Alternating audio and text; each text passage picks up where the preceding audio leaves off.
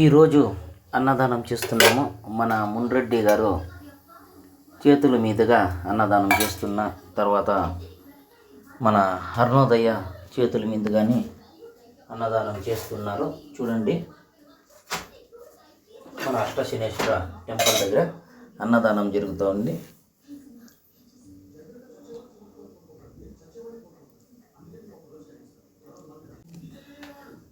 మన స్కూల్ పిల్లవాళ్ళు కానీ వచ్చినారు, వాళ్ళకి అన్నదానం చేస్తున్నాం.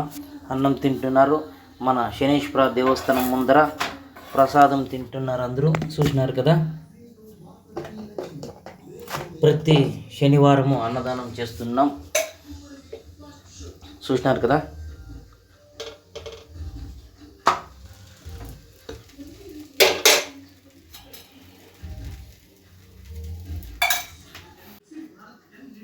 పొద్దున్నే 8 గంటలకి వంట చేస్తే సాయంత్రం 3 గంటల దాకా అన్నదానం చేస్తుంటున్నాం.